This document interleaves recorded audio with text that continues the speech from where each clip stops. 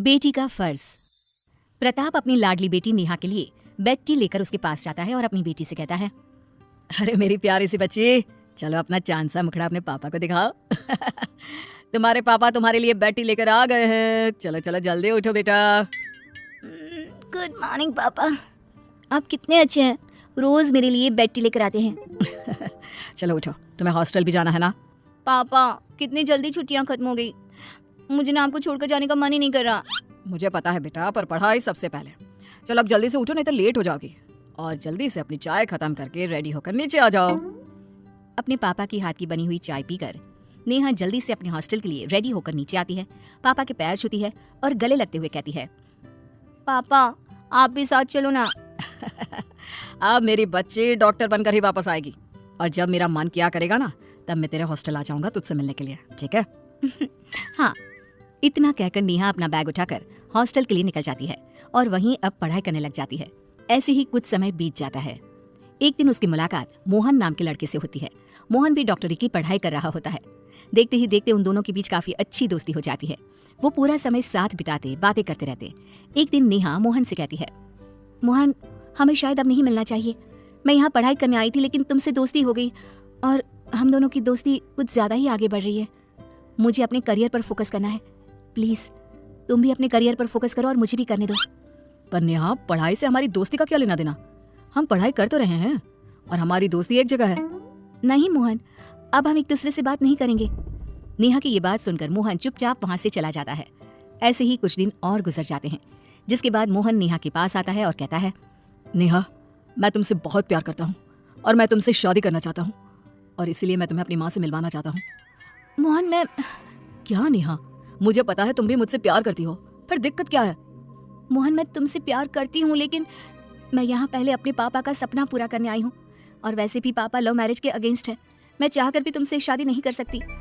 नेहा तुम उस चीज की टेंशन मत लो, हम लोग तुम्हारे पापा को मना लेंगे। इतना कहकर मोहन और नेहा अपनी पढ़ाई करने के लिए अपनी क्लास में चले जाते हैं। अगले ही दिन नेहा के पिता प्रताप नेहा से मिलने के लिए उसके हॉस्टल आते हैं, जहाँ वो नेहा को मोहन के साथ देखते हैं और बिना उससे बात किए वहाँ से चले जाते हैं। घर वापस पहुँचते ही प्रताप मोहन के बारे में सारी जानकारी निकलवाते हैं और प्रताप को नेहा और मोहन के बारे में सब कुछ पता चल जाता है। वहीं दूसरी तरफ नेहा की दोस्त प्रीति नेहा से कहती है, अरे नेहा, मैंने तुम्हारे पिता को देखा था, तुमसे मिलने आए थे क्या? क्या मेरे पापा यहाँ आए थे और बिना मुझसे मिले चले गए? नेहा को कुछ डाउट होता है। अब 2 दिन बाद नेहा अपने घर जाती है और पापा से मिलती है, जहाँ उसके पिता उसको देखकर कहते हैं, नेहा वो लड़का कौन था तेरे साथ? कौन सा लड़का पापा? तुम्हें अच्छे से पता है मैं किसकी बात कर रहा हूँ। मोहन कौन है वो? पापा मैं आपको बताने वाली थी। बस नेहा, मैंने तुम्हें इतने नाजों से पाल पोस कर बड़ा किया, तुम्हारी हर इच्छा हर मांग पूरी की, तुम्हें कभी किसी चीज की कमी नहीं होने दी। जहाँ बोला उस कॉलेज में एडमिशन कराने के लिए जमीन आसमान एक कर दिए। किस लिए? ये दिन देखने के लिए। अच्छा हुआ आज तेरी माँ जिंदा नहीं है, अगर वो आज जिंदा होती तो जीते जी मर जाती। काश भगवान मैं भी ये दिन देखने से पहले मर ही जाता। इतना बोलते ही प्रताप अपने दिल पर हाथ रखकर जमीन पर गिरकर बेहोश हो जाते हैं। नेहा अपने पिताजी की यह हालत देखकर जल्दी से हॉस्पिटल लेकर जाती है, जहां डॉक्टर उसे बताते हैं कि उसके पिताजी को दिल का दौरा पड़ा है। ये सुनकर नेहा हक्की बक्की रह जाती है। ये मैंने क्या कर दिया? आज मेरी वजह से पापा जिंदगी और मौत के बीच पहुंच गए। पापा ने माँ और पिता दोनों का फर्ज अच्छे से निभाया और मैं एक अच्छी बेटी भी नहीं बन पाई। अब मैं एक बेटी होने का फर्ज निभाऊंगी। मैं अपना करियर बनाऊंगी और पापा के सपनों को पूरा करूंगी। नेहा अपने पिता प्रताप के पास जाती है। कुछ देर बाद प्रताप को भी होश आ जाता है और नेहा अपने पिता से कहती है, पापा मुझे माफ कर दीजिए, मैं आपसे बहुत प्यार करती हूँ और मैं आपको खोना नहीं चाहती। मैं वही करूंगी जो आप चाहोगे। मैं सिर्फ और सिर्फ अपनी पढ़ाई पर ध्यान दूंगी और एक बहुत बड़ी डॉक्टर बनकर दिखाऊंगी। आपको मुझ पर नाज होगा। ये सुनकर प्रताप नेहा को गले से लगा लेता है। इसी तरह 5 साल बीत जाते हैं। अब नेहा एक बहुत बड़ी डॉक्टर बन जाती है और एक अच्छे से बहुत बड़े हॉस्पिटल में काम करने जाती है, जहां उसकी मुलाकात एक बार फिर से मोहन से होती है। मोहन को देखकर नेहा की पुरानी यादें ताज़ा हो जाती हैं और वो खुद के आंसुओं को रोक नहीं पाती।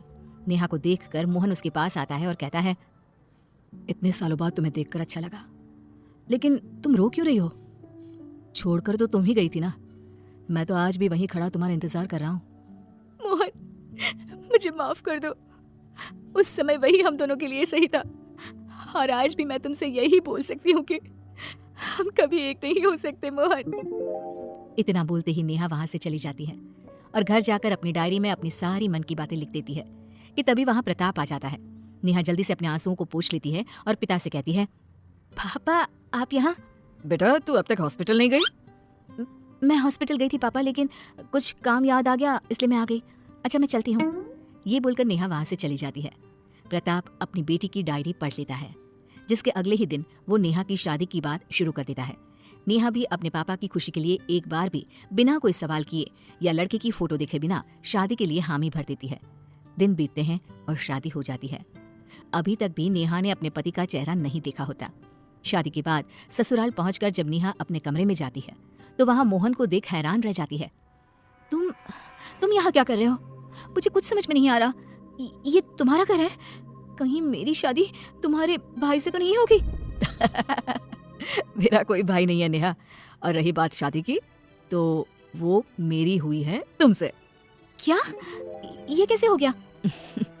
जिस तरह तुमने अपनी बेटी होने का फर्ज निभाया, उसी तरह जब तुम्हारे पिताजी को पता चला कि हम दोनों आज भी एक दूसरे से कितना प्यार करते हैं, तो वो हमारे प्यार के आगे झुक गए और खुद आकर उन्होंने ये रिश्ता पक्का कर दिया और हम दोनों की शादी करवा दी।